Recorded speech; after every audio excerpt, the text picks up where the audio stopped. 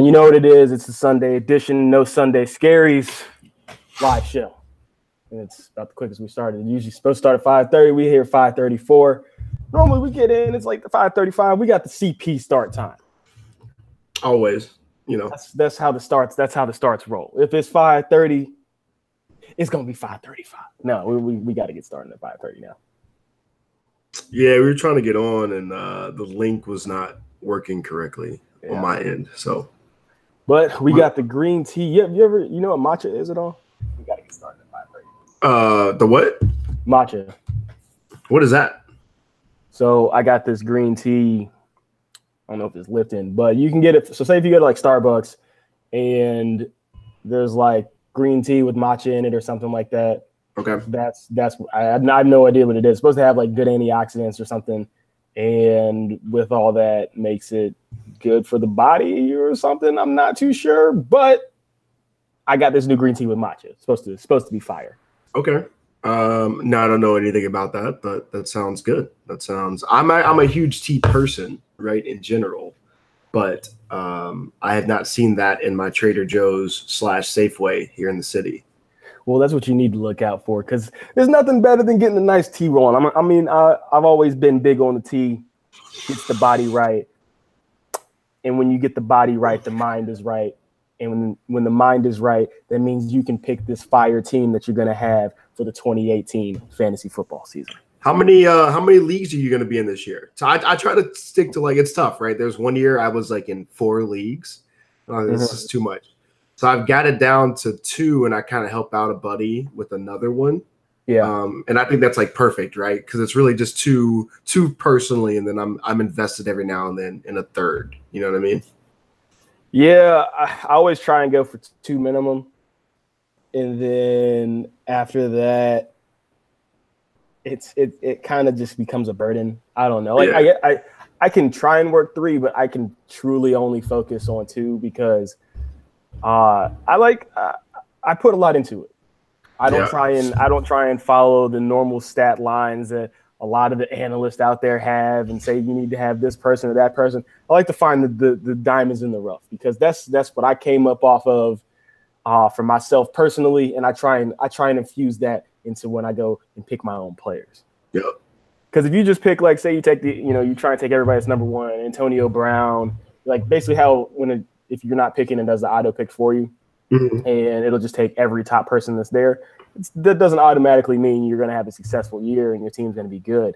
Yeah. You got to have a good mixture of players within there. So kind of wanted to go on a quick breakdown of who you would take for your, you have as a top 3 for your positions at wide receiver, quarterback, running back, and then we can hit defense and a kicker too if we want to. But before we do that, I was talking to somebody last night. Have you ever played in a league where you have to draft defensive players, like a full defensive lineup? Like that would actually be really interesting. Like you would have to honestly at that point, right, know football to draft a defensive team. Honestly, that actually make it more fun.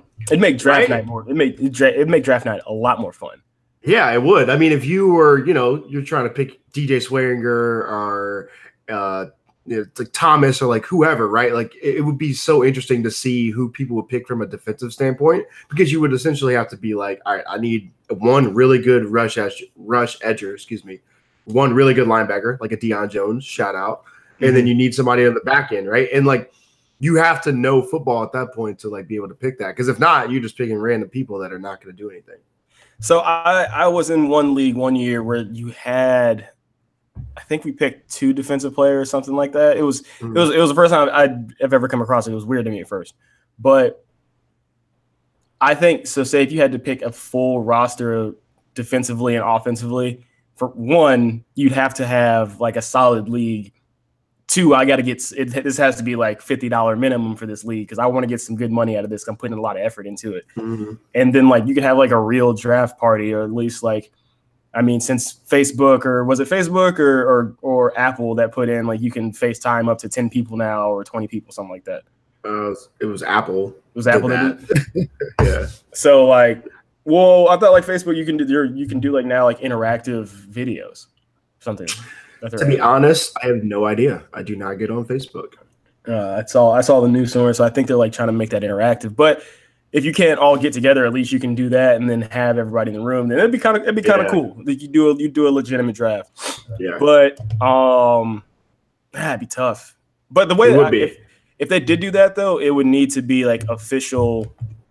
Like I want the PFF rankings when it comes like weekly, because say if you have 10 targets at a receiver, if you have a DB, there's only one ball caught. Like I want all those stats to be able to be applied into. Like I want everything analytically into the system to be able to have the points populated for defensive players. I think it's a lot harder than offensive. Yeah, it is. You'd have to maneuver the points and how they are. You'd have to change some things on the scoring to make it fair and make it worthwhile to have a defense. Well, to keep it fun, who would you take number one defensively? Defensively. Ooh, that's a tough question. Yeah, I don't know. I think he's gonna have a crazy year in Houston. Is Tyrann? How you say his name? Tyrann Mathieu. Yeah, I think he'll get 3 or 4 picks. He'll have close to 100 tackles. He'll have some sacks. Like he'll just be everywhere, right? So to me, he'd be one of those top people that you need someone like that. You need someone, maybe Deion Jones, actually, JJ Watt. Those would be probably my top 3. I think Tyrann might have a year for himself. I mean, Shit, I hear that. Oh, I'll be right back. Say, is that like a fire alarm? No, I'll hold it. Yeah, all right. But we're talking about Tyrann Mathieu for the Texans, and if you can pick a defensive player, who would you pick? Which is, I think would be a cool wrinkle to add into it as Sterling goes and grabs the Sunday food for his evening. But I think it's a nice little wrinkle. I know when he gets back, we'll really break down Tyrann Mathieu. Because Buddy, I thought was kind of done a little bit dirty by the Cardinals, and then I think he, in his mind, this year has a lot to prove. Not to me. I think he's fired, but I think in the back of his mind, he thinks he has something to prove for the reasons why the Cardinals basically just let him go. And now you have him teamed up with J.J. Watt. You got Jadeveon Clowney, who is starting to really peak and to find his form. Because the biggest thing about Jadeveon Clowney when he first came into the league was, is he going to take plays off? Because, Clowney at South Carolina could do that, and then he would dominate. So now you have Tyrann in the back end. I think Cushing is suspended, but then you have the 2 edge rushers. So I think that defense is going to look good. But as Sterling just comes back after getting that food delivery, I think Tyrann Mathieu, I was just saying just now that I think he has something to prove mentally a little bit after the Cardinals let him go the way that they did. Yeah. Coming back from injury. So I think he can have a big year. So you would take him number 1 overall? Yeah, I would. I think so. I think he's what you need, one of those type of players that's going to be all over the field, right? Because if you're drafting defensively, you need someone that's going to get a ton of tackles, have some sacks, and also have interceptions, right? And that's why I said Deion Jones, maybe also middle of the field, goes side to side. Yeah. It also helps that he runs a 4-3. Yeah. It's tough, right? You would want to maybe pick someone off of that Jaguars defense, but they all do kind of their own thing, right? Like on the back end, you're not going to challenge Jalen Ramsey. I don't know. It's a tough. I think that's a tough one, right? Like I said, J.J. Watt's one of those too, where if he's healthy, he's probably maybe your first pick. I could agree with that. I would go, if I'm going defensively for my first pick, I'm taking Landon Collins. Yeah, he's a stud. Or if he's an absolute beast.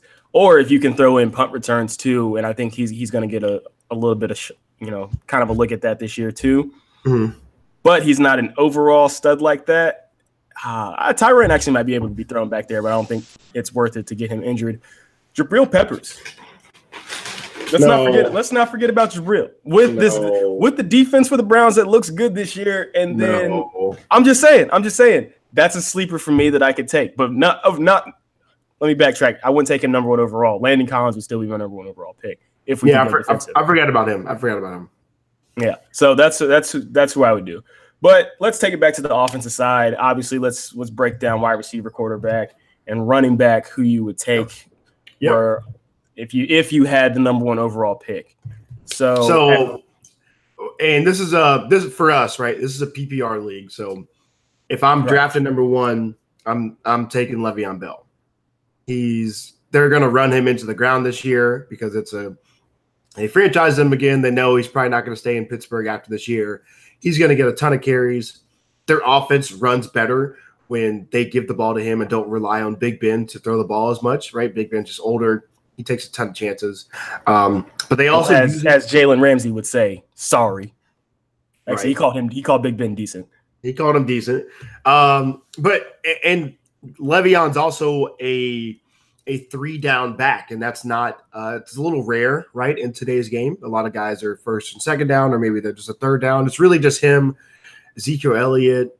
You could maybe put Devontae Freeman in there as like a 3-down back, and we'll see what Saquon can do as well this year. But he's out there every play, so he's in the passing game. They split him out wide a lot, and he's going to get, like I said, he's going to get a ton of touches. So in a PPR league, I think he's got to be your number 1 pick. I was thinking, obviously, ESPN. That's all. I'll only use ESPN when it comes to fantasy because I think that's the cream of the crop. Every other fantasy site or engine it's boo boo to me because I think ESPN is streamlined perfectly. They do have Le'Veon number 1 overall. Yeah, I'm taking Gurley though. Really, I'm taking Gurley because Gurley literally couldn't be stopped. Could you equate that a little bit to the system as well? Yeah, but screen passes, just going nuts from behind the line of scrimmage, from handoffs. Like, I think he's getting a best of both worlds as well, kind of like Le'Veon. But what you do run the risk of with him is injury, where Le'Veon doesn't take shots. Yeah. If you get a shot on Le'Veon, that's just a good ass defensive play because Buddy knows how to like juke and jive inside the box, and then he just doesn't take hits like that because of his patience and his running style. Yeah. So that's the only knock with Gurley, but I gotta take Gurley over Le'Veon.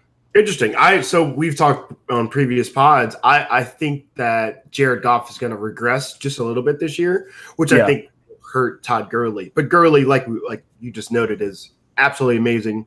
He's also, you can kind of use him as a 3-down back. I mean, they don't all the time in LA. Like you said, the system really benefits him. But yeah, I mean, that'll be interesting. I mean, so ESPN has it Le'Veon, Todd Gurley, David Johnson. So you would put Todd ahead of Le'Veon, and then where do you put David Johnson? How many games was David Johnson out last year? Was it half the year?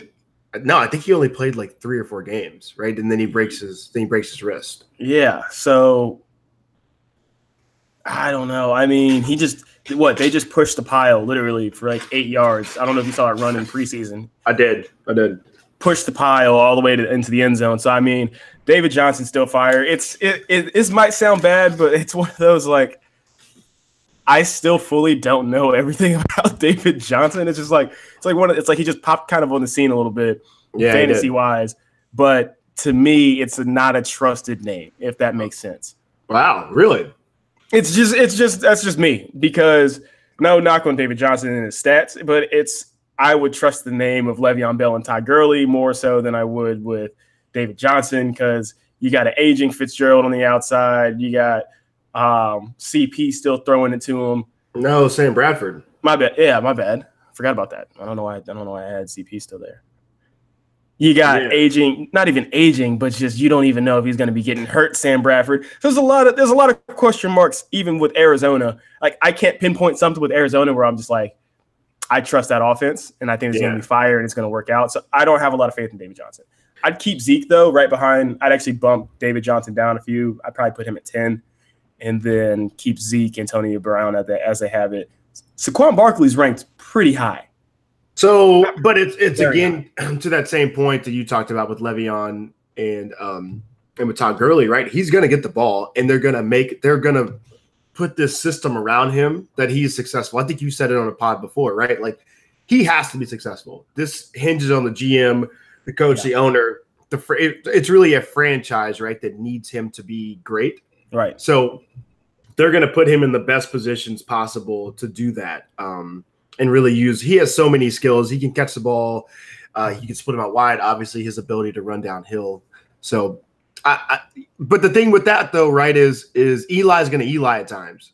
So, do you trust Eli enough to keep you in games and to keep you in games enough to where Saquon's getting 25 to 30 carries? I don't know, right? Yeah, and that's the thing. Like you go down 10 points. Next thing you know, you're throwing out your script, and now you're winging it, and you're taking those touches. So I feel you for what you're saying on that one.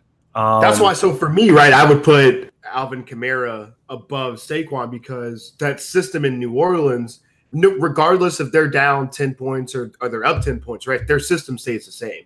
And he's going to get these touches, especially with Mark Ingram out for the first 4 games. Like, you know where he's going to stand. And I would pick him above Saquon if I had the ability to. So for me, right? So for me, if I'm picking if I'm like doing a top, I think you did top 3, right? Top 3 running backs for me are Le'Veon, David Johnson, and Alvin Kamara. Le'Veon, David Johnson, Alvin Kamara. Yeah. All right. See that? I love Todd Gurley, and I love Saquon, and I love Ezekiel, but I think those 3 are going to get you the most points PPR wise because they catch the ball, and their system is they have a really good system around them. See, this is my only thing with Alvin Kamara. Everybody says, I think Alvin Kamara is going to go first in a lot of leagues because Ingram's out. But this is my thing with that. Alvin Kamara benefited so much from not Le'Veon, but from Mark Ingram being there last year that his body was healthy. He could do kickoff returns. He could do this. He could do that. His stats go through the roof. And obviously he's a rookie, so nobody's seen him before. So now you're going to have teams game planning specifically for him, and then he's going to have more touches and more hits on his body. I don't trust it. Not this year. Maybe next year. Yeah, maybe next year, but I wouldn't trust that. I wouldn't take Alvin Kamara unless he was there in the 4th round. 3rd round. 4th round. That's really? Yeah, wow. That's what I would take him. And you don't think he's a 1st round guy? Wow. No, I don't think he's a 1st round guy. And let me give my resume to people, because if you don't know who you dealing with right now, you dealing with back to back to back to back, took a year off to back championship appearances. I won't say how many I've won. In what league? In what leagues? So I've had a fantasy league that I've been running in since middle school. I took a year off on it recently. And then last year I had the worst, I won't lie, I had the worst year I've ever had in fantasy ever. I was going to say, because in the league that we're both in, you've never been in the championship. I don't take that league. You said that wasn't even a serious league. It's not. That was like a thrown together league. So I'm not paying attention to that league. Exactly. I mean, so don't try and bring something in when there wasn't even a serious league. Like I didn't even remember that I was in that league at all until you just said that. That's how serious I took that league. But so people know my resume. I go to championships. So the words that are coming out of my mouth are words that you need to hear this, absorb it, and then apply it into your strategy whenever your fantasy draft is coming up. Because I speak nothing but the truth and only but the truth. And only the truth. So I don't think Alvin Kamara is a safe pick at number 1 because he hasn't had that workload in the NFL before. And then I guess when Mark Ingram comes back, then they'll be able to split it perfectly. So my top 3, I got Gurley. Okay. You ready for this one? You ready for these hot takes? You ready for this hot fire? Yep. I got Gurley 1. Mm-hmm. I could put these either 2 or 3. They're kind of even to me. Leonard Fournette, Joe Mixon at 2 and 3. Interchangeable.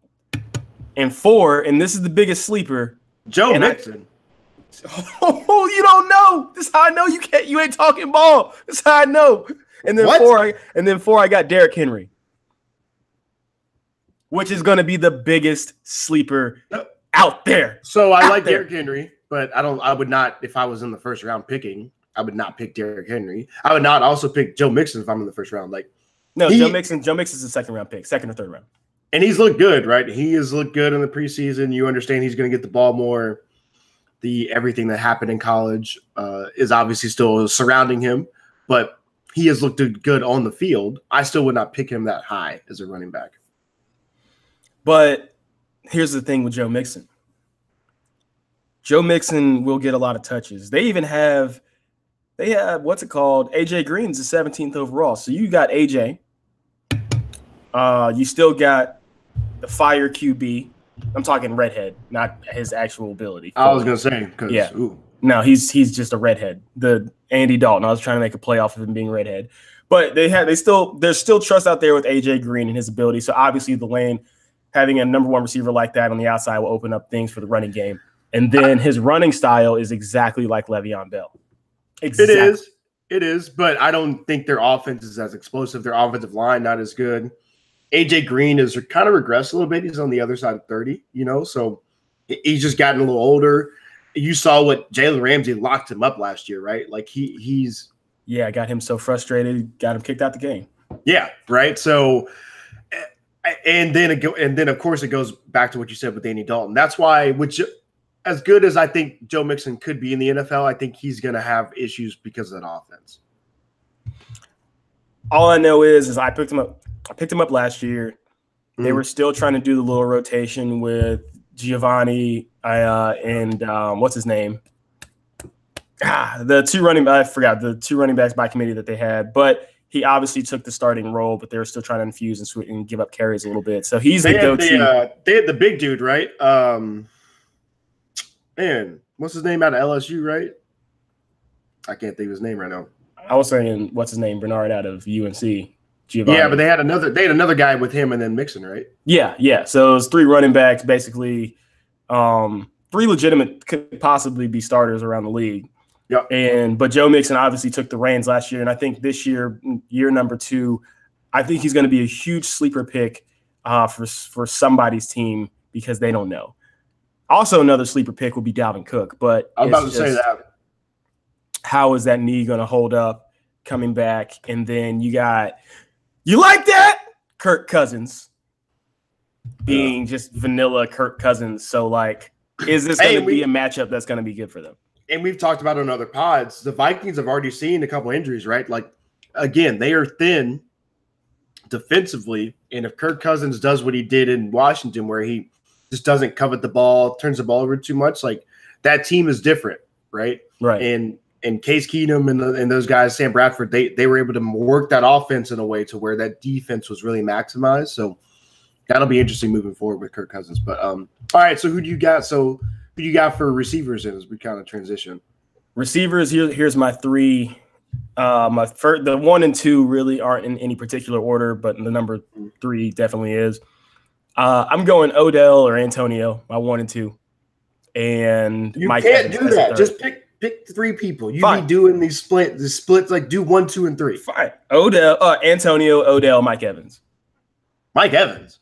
Yes, Mike Evans. What? Yes, Mike Evans. It doesn't help that Jameis for fantasy. Hear me. Just listen. It doesn't help, and it does help that Jameis is suspended. With Jameis being out, Mike is going to drop because people want that production immediately. So they're not going to think about the long game. I'm playing chess out here while everybody's still playing checkers. He gonna fall, okay? But you got to know the right way. You got to know the right time when to jump in. It's just like stock. It's like stocks, baby. It's like crypto. It's like cryptocurrency right now. What do you mean jump in? Okay. So you got to know the right time when to pick them up. But we're talking about a draft, right? So you just said Mike Evans would be your 3rd receiver off of the board for a draft. Correct. And that doesn't make sense when the first 3 weeks he does not have his quarterback. And I don't know if Jameis, what's going to happen with Jameis, right? They're completely off of him of everything that happened with the Uber driver and everything. Obviously, some stuff happened in college, right? That is correct. Jameis also had a terrible season last year. Mike Evans because of that, Mike Evans did not have the same season that you expected. So, how do you put him 3rd then with all of those factors? Mike Evans he didn't have too bad of a year last year, but I'm saying that's why I said it's good and bad. I say because you don't know with Jameis being out, and then when he comes back, what's going to happen. I know what's going to happen when he comes back. He looks to Mike Evans on 3rd downs and in the red zone. Obviously, D-Jack is there, and D-Jack takes the top off the defense, but Mike Evans is still his go-to. And I'm saying it's good and bad, my 3rd receiver for the draft, because he has 3rd, in my rankings, a third receiver ranking type talent and what production wise you can get out of him. But also, I didn't put my fourth receiver. I could have Mike slip down just because I know that he won't get drafted like that because people are going to look at James being suspended. They're only good. This is what all people do is click the little extra information button, read whatever the blurb is that's written out, and then they follow that. And that no one really will take the time and really dive in, I think, into, what a player's full possible potential will be in stat line. They're just going to look at the basics that ESPN is going to drop down. I'm just telling you, Mike Evans is going to be a pick there. He can slip down a little bit because of the Jameis in the quarterback situation. I won't say Jameis fully, but I think he has a third receiver type talent. Okay, with all that being said, none of that makes sense because there's so much. Everything you just said. Noted, right? But with everything surrounding him, I would not choose him third. So for me, receiver-wise, I would go Antonio Brown because Big Ben is going to force the ball to him. He's also just absolutely unreal with the routes he runs, all that stuff. Julio Jones, I think Julio's going to have Julio had a great season last year. The thing that took away from his season was the fact that the Falcons did not use him in the red zone. I don't think that's going to happen this year. So Julio, number 2.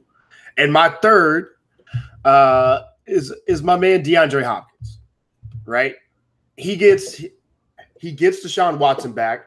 They had a rapport last year before he gets injured. And then to me, DeAndre Hopkins is probably the third most talented receiver in the league, right? His ability to go get the ball, get off of jams, and also has a great route tree, right? I think he's going to have a great season. So to me, that's who I would choose in the first round if I was picking a receiver. Okay, but here, all right. Let me give the breakdown to that one real quick. All right, you ready for this? Yep. Your hometown team is the Atlanta Falcons, correct? Yeah. The team you support in the NFL.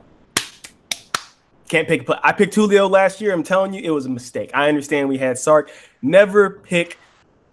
I'll say marquee. Never. Hold on. This is my rule of thumb. Never pick marquee players from your hometown team because it's a letdown for losses that happen. And then also when you're trying to get the ball, it's too much. I don't put emotional support for my home team onto my fantasy team because it never works out. It just doesn't. It's something bad with the mojo. There's bad juju in the air. It just doesn't I'm with that, but there's a but, right? There's a but. The reason Julio doesn't have the season that he should have had from a fantasy football perspective is because he didn't have as many touchdowns. What do you have? 6 touchdowns last year compared to 14 the year before. So that's it, right? If he gets 4 more touchdowns, you look at his season differently. His yards are there, his catches are there. Everything was almost the same. I get that. Previous year. Okay. I get that. I'm just saying there's just some bad juju whenever you have your hometown team and you grab that big star from your hometown team on your fantasy team. It just something doesn't mix well. And the reason why I didn't have DeAndre Hopkins on my receiver list is because Deshaun Watson is my number 1 quarterback. And when you have that as my number 1 quarterback, I can't grab DeAndre Hopkins as my receiver because I don't like mixing in 2 people from the same team. Because why? You're doubling up points there. That doesn't make sense. Or you're capping your points. How? How are you capping? That doesn't make sense. What do you mean? How am I capping? What? I had Matt Ryan and Julio 1 year. It doesn't work out. See next. All right. So here we go. You ready for this? Either Matt Ryan. All right. So either Deshaun. You can have big weekends. Obviously, that's a given. That's what you're looking at. But what I'm looking at is all right. Both of them have a bad game. Those are 2 main spots in your team where you're not getting any points. I don't like that factor. Then on top of that, you have a game where Deshaun isn't throwing it to DeAndre, but you're like, oh, I'm still getting those points, but I could be getting more points if I had a receiver getting the ball from this QB. So I don't like mixing that together. You see what I'm saying? No, that makes he's going to the other side of the field. You're still getting the points with Deshaun, but you're not getting the points with DeAndre. You wouldn't have got those points anyways. That doesn't make sense. What do you mean? How does that not make sense? I just don't like doubling up like that. So I don't like doubling up on the same team. I think there's much more negative than having a positive of drafting 2 players from the same team. I think you're capping your points. What you just said makes no sense. It makes all the sense. What you just said is you're watching the game. Deshaun Watson throws the ball. I don't even know who their other receiver is, right? Throws the ball to someone else on the team, and you're like, oh, I didn't get those points. they didn't go to my receiver as well. If you had DeAndre Hopkins, no matter what happened on that play, those points are not going to him because the ball didn't go to him, right? So That's the point. That literally makes no sense. He would not get those points anyways. So whether you had him or don't have him. I get that. Okay. I'm just saying. Okay, keep going. Keep going. To your first point, right? Okay, so I debunked that one. So to your first point, right? Didn't debunk it. I'm gonna come back. to your first point, right? If you have a receiver quarterback duo, especially that's dynamic, right? Every week you're kind of doubling up your points essentially, right? Because you're getting the best of both worlds, right? So if Deshaun Watson has 20 points and he throws 2 touchdowns to DeAndre Hopkins, you're getting those 2 touchdowns for Deshaun and 2 touchdowns for DeAndre Hopkins, right? Mm-hmm. Okay. So if you don't have DeAndre Hopkins on you, you're only getting those 2 touchdowns for Deshaun and not for your receiver as well, right? That makes sense. No, that's okay. False. That's false right there because it's not false. That doesn't make sense. So say you have Deshaun Watson and you have Antonio Brown, there's a bigger opportunity for you to gather more points. I mean, yeah, but yes, who and then on top of those receivers. But the thing, all right, I'm just saying, if you have a high caliber receiver or a high caliber slot or anything like that for your wide receiver combo, if you have that as well, depending on how you want to go, I just think that there's a better points opportunity than getting a receiver and quarterback combo. Now, this is where I'll make amends. I will say you can get a quarterback running back combo because the running back is still, depending on if you got PPR going like that, Le'Veon obviously is your best choice or is the best selection out there because if you have a PPR league. Yeah. But I don't have any qualms really with having a running back quarterback combo, but running or quarterback to wide receiver combo, I think you're capping your points. It just doesn't. I'm just telling you, it never works out well. I mean, I had the Matt Ryan and Julio, doesn't go well. It looks good on paper. It's one of those things that looks good on paper, but at the end of the day, you're not going to win a championship having 2 marquee, a receiver and quarterback on the same team as your starters. Yeah, I disagree, but okay, I get you. I'm just saying. So then, but let me get out my quarterback list as well. I got Deshaun Watson. Yep. I got Jimmy G because of the system. Oh, wow. I got Marcus Mariota. Wow. Patrick Mahomes. And then 5, I'm taking a veteran as my backup, as like a Big Ben, because Big Ben's not going to get picked until late or not picked at all, depending. And then I'm taking him as a veteran backup. That's backup. Let's just back up. Your first one is Deshaun Watson, which, okay, I guess. Your second one was Jimmy GQ, who I love. I'm a big Jimmy GQ fan, but that's interesting, right? Doesn't have that many weapons yet. Mm-hmm. Who you said your third is Mariota, and then your fourth is Mahomes? That is correct. And then 5 is just a veteran for my backup. That makes no sense. How does that not make any sense? Okay. From a fantasy perspective, right? Like I like Deshaun Watson. If you take him number 1 as your number 1 quarterback, like okay, like I'm not going to disagree with that, but I think that's a little high, right? Mariota. Let's go back. Jimmy GQ as well, right? It's the same thing with him. He's going to be really good, but from a fantasy perspective, I don't know if he's going to be like that guy from a quarterback perspective. Like I think he's going to win games this year. He's going to be a lot better for the Niners, but yeah, fantasy will be interesting. Mm-hmm. And then Mariota never stays healthy. You do have the fact that he runs, so you get some of those points and all that stuff. But like again, same thing. Their offense is boring. They try to win games, 14-10, all that type of stuff. So like you're just not getting a ton of points out of that. And then Mahomes, who could have some crazy games. Like he's going to have some games where he throws up 30 points, but he's also going to have games where he has like 10 because he's just going to have these ups and downs, throwing too many picks. He's Brett Favre, right?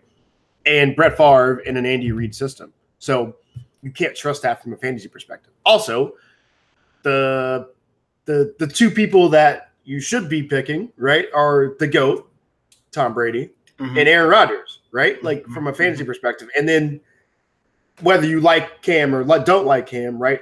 Like from a fantasy perspective, he does everything. He scores touchdowns, he runs, and he puts up yards in the air. I agree with that. I agree fully with the Cam on that, and also with the GOAT Tom Brady. But this is what I look at. All right, here's the rankings ESPN wise. Aaron Rodgers 1, Tom Brady 2, Russell Wilson 3, Cam 4, Carson Wentz 5 with the questionable next to it, Deshaun 6, Drew Brees 7, Andrew Luck 8, Kirk Cousins 9, Matt Stafford 10. I think it's a bad list, right? Like Russell Wilson has not a good team around him. That offensive line is terrible, right? Carson Wentz isn't probably going to play for a few weeks, and like he's great, but does he trust his knee coming back? Like what made him great was his ability to escape and make plays and extend plays in the pocket. If he doesn't trust his knee, right? We've seen that with so many people. Mm-hmm. Is he the same person? Deshaun Watson, the same injury, but his was earlier in the season. So is he a little healthier, right? You expect him to start having that same flair that he had last year. Drew Brees is Drew Brees. Andrew Luck, you don't trust, right? Because like I just don't trust Andrew Luck in his arm. And then Kirk Cousins, like we've already talked about, like he just throws too many picks. Right. So let me keep breaking it down though. So Aaron Rodgers, I think the verdict's still out on that team a little bit, and offensively what they're going to be able to do. Obviously, it's Aaron Rodgers. I get that, but I don't know if I'm really trusting everybody. You got old boy at tight end. Graham. Yeah, yep. You got Graham at tight end, but I'm still not really feeling it. So I don't think the big numbers are going to come like that, but it's still Aaron Rodgers. Tom Brady, it's Mr. Consistent, but I don't see him throwing up the major points. Why? Because Tom Brady's still just in the pocket. He is the GOAT. He's the GOAT when it comes to just talking football in general. When it comes to fantasy, I don't want just 14 points. I want to have that 30-point boomer, which he does not have the ability to do. That is a fact.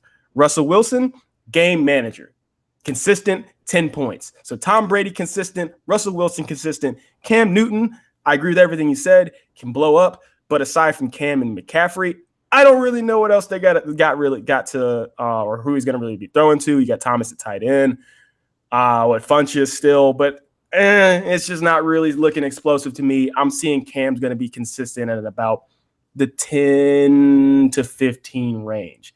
I don't know if he's going to be blowing up like that because Cam, you can see it in his game. He's not trying to run like that anymore. He's really trying to preserve his body so that he can last throughout the season. He doesn't run like he does. And then offensively, they don't script the plays like they used to in the past. Then we got Carson Wentz, like you said, hurt. Deshaun Watson, my boy. Drew Brees, I could have thrown Drew in there. Drew always comes through. He really does. He's amazing, right? Yeah, he's amazing. He always comes through. I think I'd probably have Drew Brees ranked number 1. Then you got Andrew Luck, Kirk Cousins, but then Jimmy G's 11th, Patrick Mahomes 13th in their rankings, and then Mariota's 19th. I mean, and it's strong. Mariota, like you said, you get the legs, you get the arm. Jimmy G, you get the system. Patrick Mahomes, you can get some legs, but you obviously have a bomb arm, like that 75-yard in the air bomb to Tyreek Hill, which isn't going to happen every week, but just that potential there. And if he makes better decisions. And then I think you take a 5 as a Ben Roethlisberger or something like that as a veteran quarterback that you can have sitting on your bench, and hopefully the bye weeks don't match up. And when your starting quarterback has a bye, you have a consistent QB that's going to get you 12 points. That's what you need. It is, but you also need like explosiveness. You need consistency and explosiveness. And I don't know with your list if you're going to get that. That's why it's a gamble, Sterling. That's why some people win big in Vegas and some people stay in their own lanes. That's why some people know when to jump in and when to jump in on stocks and crypto, like I was saying earlier. And some people just continue to hold off because they don't have the gusto and the huevos about them to hop in and take what people don't want to do. Or take what people don't want to take, and having the foresight, I'll say, to be out here making. You know who I think is really low on ESPN's list is Tyrod Taylor. I think he's low. Like I think in the last 3 years he's been like top 10 in fantasy points because he doesn't throw picks. He's very consistent. He can still run, and I kind of did let him slip a little bit. He's sitting here at 21. I think he's going to be a great pickup that you can have on your bench to trade away as well late in the season. Well, especially depending on what happens with the Browns, right? If the Browns play well, no one trusts that Browns defense, but like they play well offensively, I could see them moving, right? We've talked about that, right? He might get moved to a team that is in the playoff hunt or something, and a quarterback goes down or something, and the Browns letting Baker play. So that would be interesting, right? If you stash him away, and then all of a sudden he goes to a team where he's got more weapons around him, and it'd be a great pickup late in the season. Yeah. Let's take it over to before we flip it up. Lastly, defense and kicker. Everybody knows because we're not doing kicker. Why are we doing kicker? Because let's hit the kicker. I mean, yeah, because I said kicker earlier, but everybody knows because we don't have to hit tight ends. The only people you need to take or that are really relevant: number 1, Travis Kelce; number 2, Rob Gronkowski; 3, let's go with Graham because he's with Rodgers, and then you can take Thomas as well because he has the trust from Cam Newton. That's it. And then after that, it's whoever you get. But those are the ones you want to go out and try and grab. But defensively, who you want to pick up as your defense? So you want the Jaguars, but do they replicate what they did last year? Yeah, I don't know. For me, right, we've talked about this on the pod. The Rams are the defense I think everybody wants. And how they're not going first in the ESPN draft so already, I don't understand. Right? Yeah, I don't get that. Their rankings, they got Jacksonville Jaguars 1, Philly 2, Minnesota 3, Rams at 4, Baltimore 5, Texans 6, Chargers 7, Broncos 8, Pats 9, Saints 10. But yeah, I don't know how they're not number 1 because on paper, that is just one of the scariest defenses in the league. It's amazing. Their defense is going to be – I think it's going to be unreal what they can do from the ability to pressure the quarterback and also their back end with Talib and Peters and what they can do back. I mean, they're so scary. But then if I couldn't get the Rams, right, I still like the Texans. Like we talked about earlier, they got Matthew now, Watt healthy. You get Cushing back at some point after the suspension. That defense is still really, really good. And I would trust that defense a lot if I was picking. I agree. I took them last year in my draft, and they did well for me. Obviously, you had the injuries that popped up, but it is a solid defense. And I think last year as well, they gave up the least amount of points overall. Yep. Not last year, sorry, the year before. Yeah. But yeah, I just think that if you have a shot, when defenses start going off the board, or if you want to be the first one to start that trend, you have to go with the Rams. Yeah, I think so. I think you go with the Rams. Obviously, the Jaguars last year were pretty historic from a fantasy perspective. They just turned you over all the time, and they didn't allow a lot of points.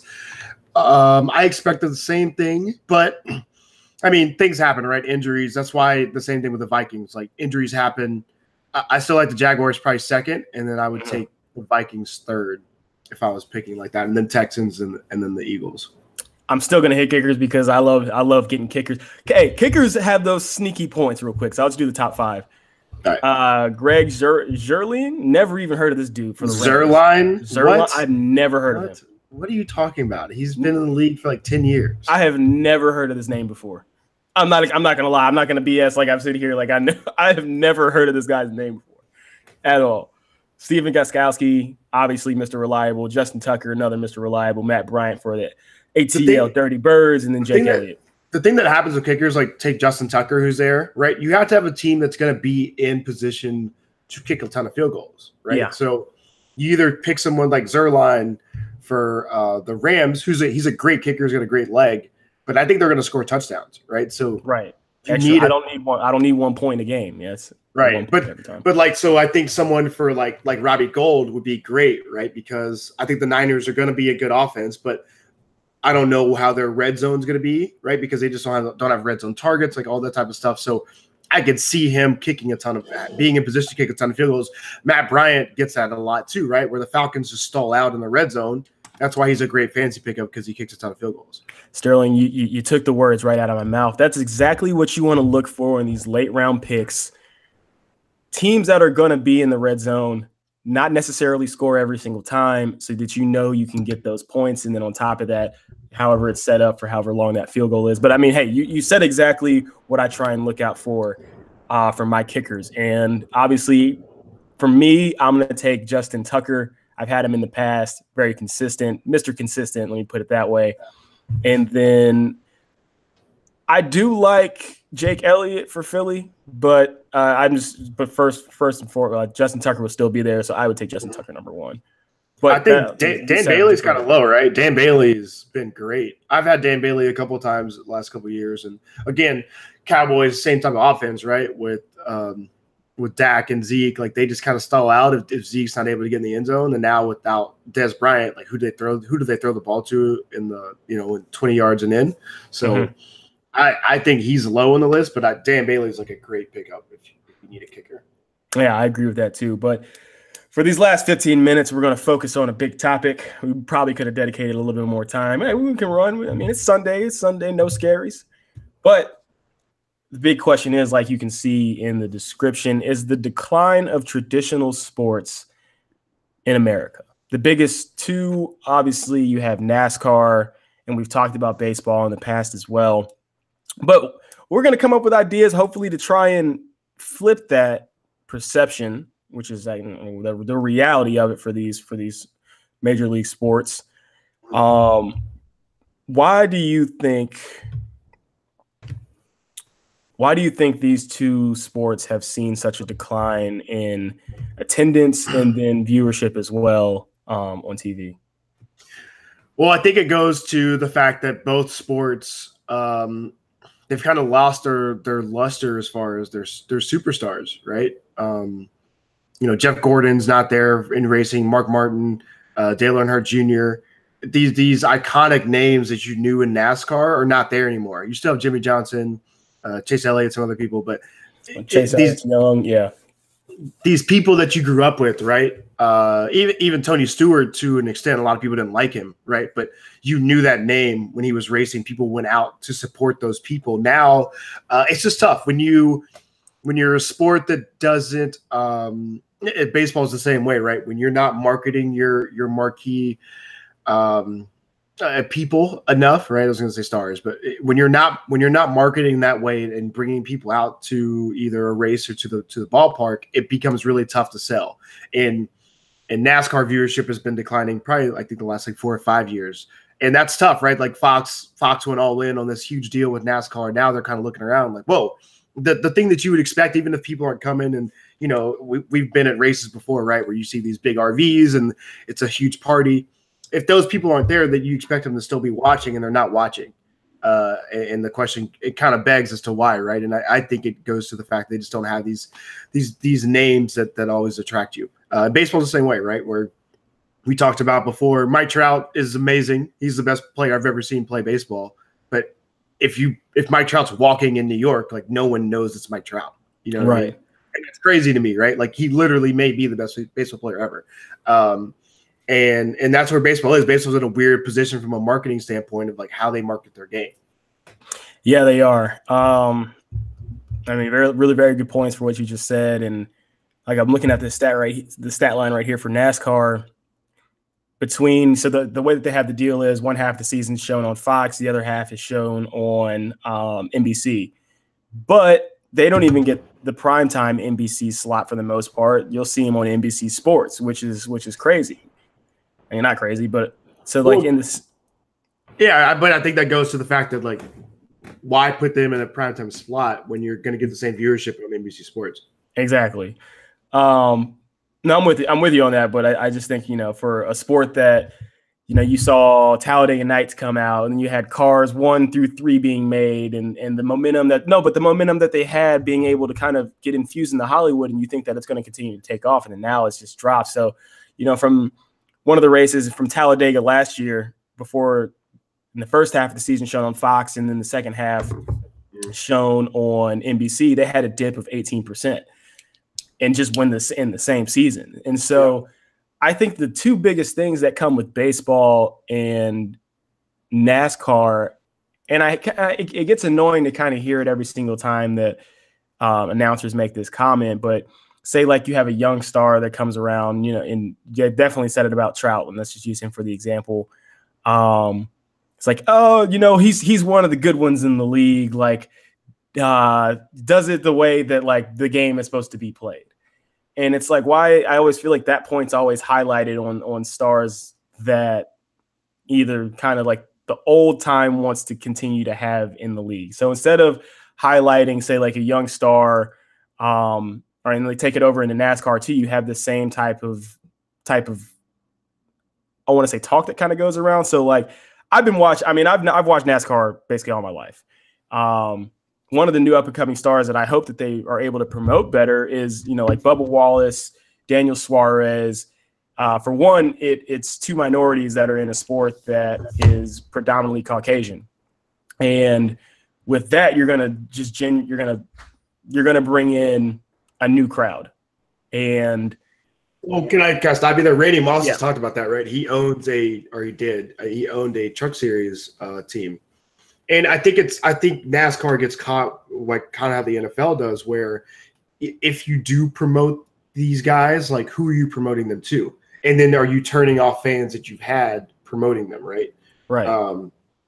It's tough because there's been a lot of black racers actually, like Truck Series and some other parts that do other racing, right? And I think you get caught and you can it's obviously rooted in the fact that it's in racism, but you have to somehow find a way to, okay, how do we push this person to the forefront without alienating this fan base that we know may be a little uncomfortable with that? And that's tough. The NFL gets in the same position with the whole kneeling stuff. Right. And I think that's the biggest thing that falls in with NASCAR and baseball together. How you were just saying is, how do we not alienate our fan base that's always been here, but how do we also move into the future? Because you can't just be static as a sport. That's why IndyCar is taken off, because it's so diverse culturally, just from the get-go. And also, I think people can relate better with IndyCar because, if you want to go out for a fun date with somebody or a fun family activity, you go go-karting. That's simulated more in IndyCar and F1 that you see. And I think you can have more of a transition of, I want to do that as a little kid, be like, I want to take this a little bit farther. I think that's easier than just doing NASCAR because it's more something that's more relatable. And those races outside of like the Indy 500, right? Like a lot of those take Formula One, for example, like they do those throughout the streets. So like you could be like kicking it at a bar and like know that it's coming by and like, you know what I mean? Like it's just a different type of sport. Like the duels in Toronto for IndyCar, and then Monaco obviously is the most famous race for Formula One in Monte Carlo. So I think it's for these two sports, it's in a, going back to how I said, like he's one of like Mike Trout is one of the good ones and like does the sport the right way. Like I understand trying to keep that and for both of these type of sports, but you still need to move into the future, and that makes it more inclusive for a lot of people and wanting to gravitate towards the sport. So like when you have this kind of old mentality for your sport, you're going to continue to die because you're not allowing new fans that want to come in because you want things to be done the way that they've always been done, but that's just not the case anymore. That's why the NBA is taking off. That's why MLS is taking off, because you're embracing the diversity and you're keeping the skeletons will always be there, the same nuts and bolts that make your sport what it is. But if you're not moving and progressing with the times, then what's the point? You're going to continue to see this viewership dip. And it's also about making something family friendly, and how do you bring families out there and couple that with the young crowd as well. And I mean, we went to the Indy 500 and I think that was done perfectly. Like you had the snake pit for the young and rowdy crowd, and it's farther away. I mean, obviously not every NASCAR track has the infield that the Brickyard does, the Indianapolis Motor Speedway. Right. And but you have to do something like that because you're going to bring in the younger crowd, and then they'll naturally stay and then continue to grow with the sport. You're going to catch somebody's eye.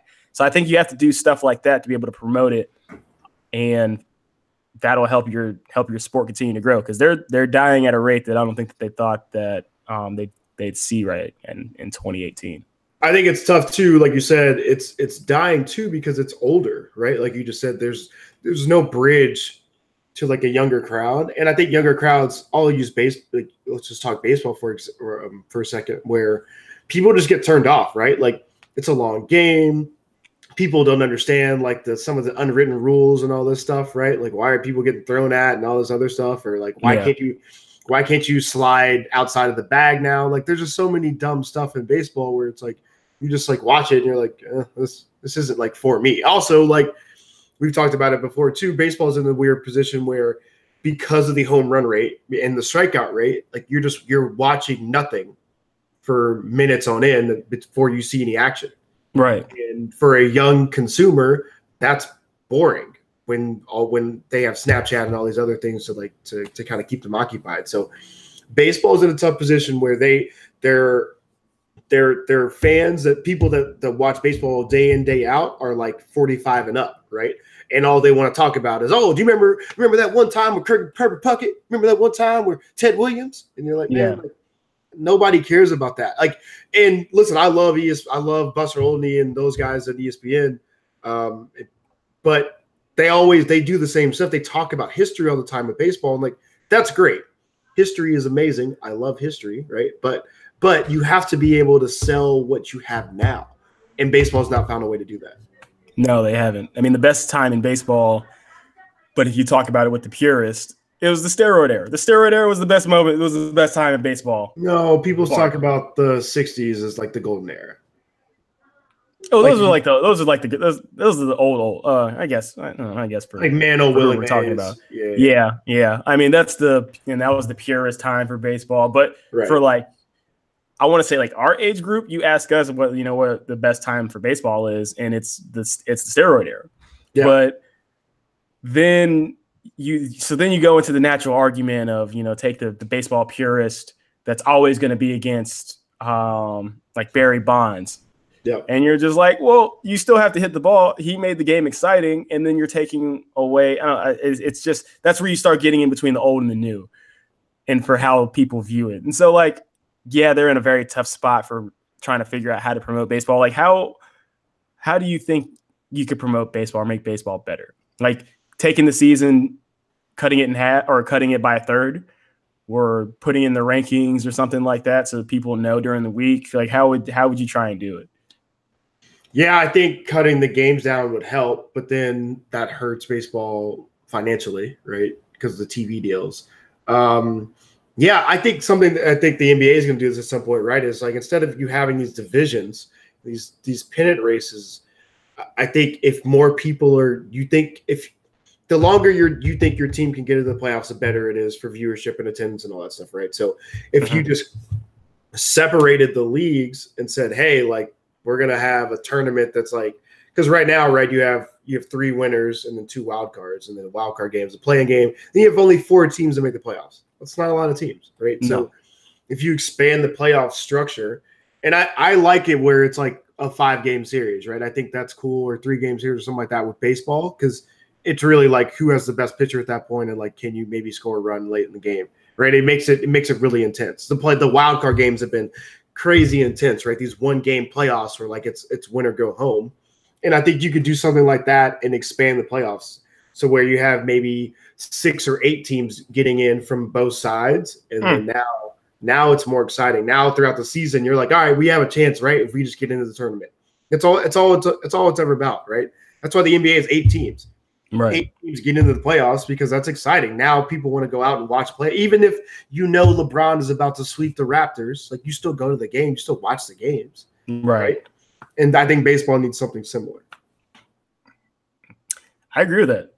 I wouldn't. Yeah, I like that idea, to be honest with you. Because there's no other way to go. There's no other way to like, baseball's baseball, right? I don't think there's any other way to like position another way to get like fans out to the ballpark outside of that. I mean, I like the rule change of speeding up pitchers and trying to do that to make the game flow a lot faster.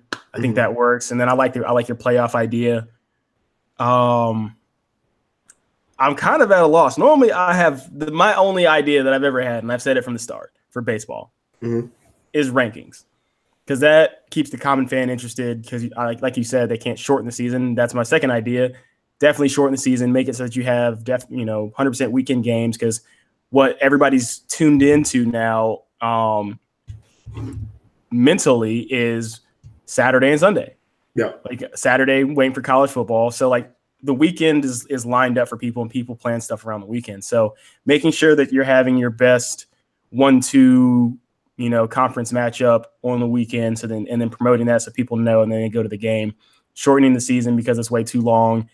Having people out because, like, you have a sore elbow, like doesn't bode well. But I understand why players do it and why you have to go out, because it's a long season. It's a true grind. Mm-hmm. But I think those are the only two things that can really help baseball. And then for NASCAR, you have to take what IndyCar did for, say, like for the 500. I think if you have like, you have to make it seem popping for the gram. It sucks that in this day and age you have to do that. Make it appeal to social media.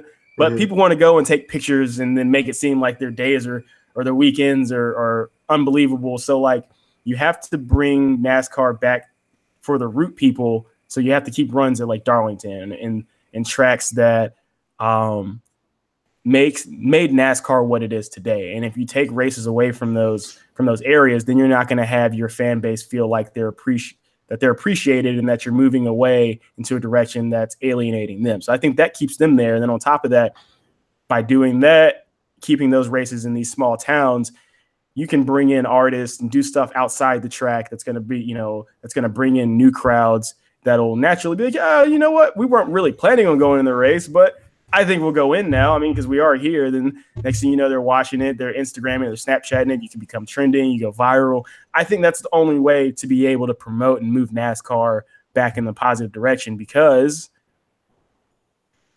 no one else is going to go to NASCAR. I mean, that's just the thing. And you also don't have these like daredevil type racers, right? Like the Dale Earnhardts are the people that would like really take these chances, because right. It sucks to say, right? But one thing that brings people out to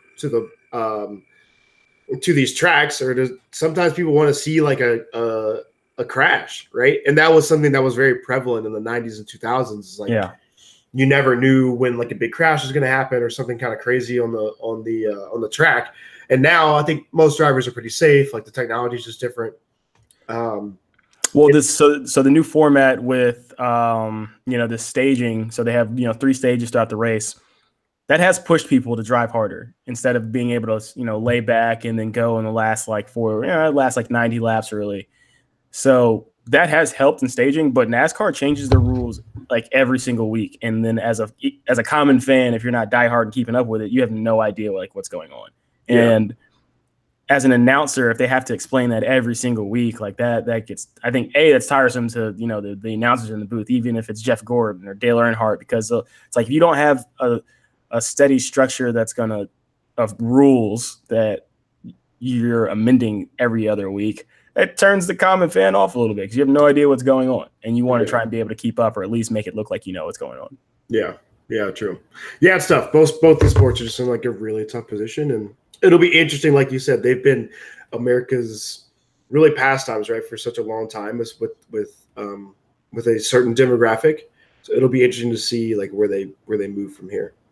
Well, they need to come and pay us this money for all the ideas that we're dropping down. I don't know if they can afford our hourly, but we're gonna have another pod drop in the middle of the week, towards the tail end of the week, and then we got another No Sunday Scaries coming up next week.